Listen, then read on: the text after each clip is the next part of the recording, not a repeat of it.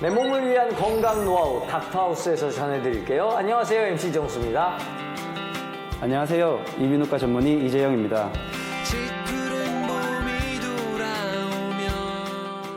이정수님, 여기 물 한 잔 하시죠. 아, 네네. 요즘 날씨가 건조해가지고 물을 자주 마셔야 돼요. 네. 이렇게 물이 막힘없이 흐르는 걸 보면 속이 시원하고 기분이 좋지 않습니까? 그런데 만약 시도 때도 없이 콧물이 이렇게 흐른다면 어떨까요? 콧물이 이렇게 흐르면 안 되는데, 그러고 보니까 감기 걸렸을 때 콧물 나고 그러면 코도 풀고 이렇게 자꾸 닦다 보면 헐기도 하고 너무 아픈데요. 그게 바로 이 질환의 신호일 수도 있는데요.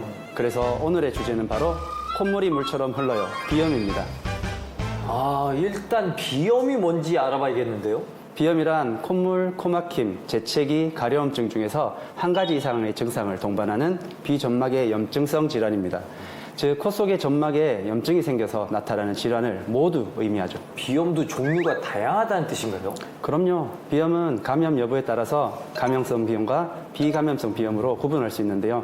비감염성 비염은 알레르기 비염과 비알레르기성 비염으로 나뉘게 됩니다. 그러면은 간염성 비염부터 시작해볼까요? 그럴까요? 우선 감염성 비염은 흔히 코감기라고 말하는 바이러스성 질환입니다. 주로 춥고 건조한 날씨, 영양 부족, 스트레스, 면역 기능이 떨어지면 생기게 되고요. 대부분 다른 환자의 재채기나 기침을 통해 전파되지만 때로는 입맞춤이나 음식, 손을 통해서 직접 전파되기도 합니다. 비감염성 비염 중에 가장 흔한 것은 알레르기 비염인데요. 알레르기성 비염은 특정 물질에 대한 과민 반응으로 나타납니다. 그러고 보니까 제 주변에도 그 알레르기성 비염을 앓는 분들이 꽤 많은 것 같더라고요. 네, 맞습니다. 실제로 가장 흔한데요. 평균적으로 1년에 500만 명이 넘는 인구가 알레르기성 비염으로 병원을 찾고 있습니다. 병원을 내원하지 않는 환자들까지 합치면 그 숫자는 더 많다고 볼 수 있겠습니다.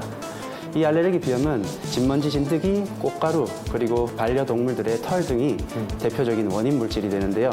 이들이 공기 중에 떠다니다가 코로 흡입될 때 증상이 나타나죠.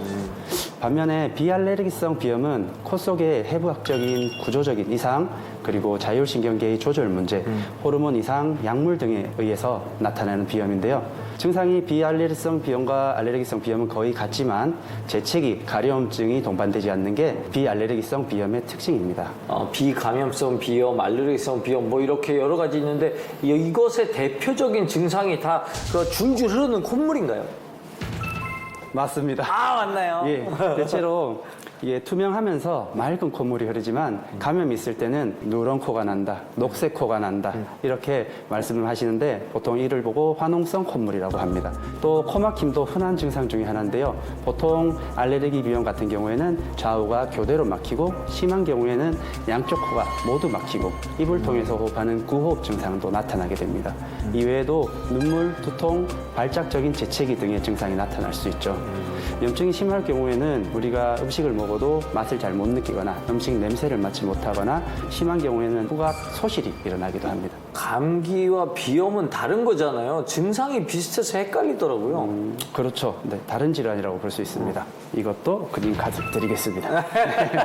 감기는 우리가 보통 바이러스에 의해서, 감기 바이러스에 의해서 감염이 되고 짧게는 3, 4일, 길게는 일주일에서 열흘 정도 지나면 증상이 거의 낫게 되고 몸속의 바이러스도 소실이 됩니다. 반면에 비염은 증상이 수시로 재발되고 주기적으로 반복되는 특징이 있는데요. 따라서 감기와 비슷한 증상이 2주 이상 지속되거나 반복된다면 비염을 의심해 볼 수 있습니다. 그럼 콧물이 시도 때도 없이 흐르고 막히면 정말 당황스럽잖아요. 이건 치료를 어떻게 합니까? 비염은 원인이 매우 다양하기 때문에 병원에 내원하셔서 정확한 원인을 먼저 파악해 보는 게 우선이고요. 만약 감염에 의한 급성비염, 즉 코감기라면 소형 진통제, 심할 경우 항생제를 사용하기도 하고요. 그리고 코 증상에 대해서는 항히스타민제와 혈관 수축제, 그리고 코에 뿌리는 국소용 스테로이드제를 처방할 수도 있습니다. 그러면 알레르기성 비염은 어떡합니까? 알레르기성 비염일 경우에는 이제 알레르기 원인 물질에 노출이 되면 발생하기 때문에 근본적으로는 원인 물질을 회피하는 것이 가장 좋습니다. 그렇지만 공기 중에 떠다니는 꽃가루나 진먼지 진드기 등을 현실적으로 회피하기 어렵기 때문에 알레르기성 비염일 때도 약물 치료가 중심이 되죠. 약물 치료 말고 다른 방법은 없나요? 약물 치료 외에도 면역 치료와 수술이 있는데요. 마스트라는 알레르기 혈액 검사를 통해서 개개인의 알레르기 항원을 확인할 수가 있습니다. 항원을 알고 있는 경우 항원 면역 치료를 할 수가 있어요. 먹는 약이라서 이건 미취학 아동도 치료할 수 있죠. 더불어 코 속 비중격이 휘어 있거나 약물 치료에도 불구하고 점막이 부어 코가 막히고 코 막힘이 지속될 때가 있는데요. 그러면 연골과 뼈로 이루어진 비중격의 구분 부분을 코 속에서 재조립하여 바르게 펴는 비중격 교정술이나 두꺼워진 합의각계를 줄이는 합의각계 축소술도 고려할 수 있겠습니다.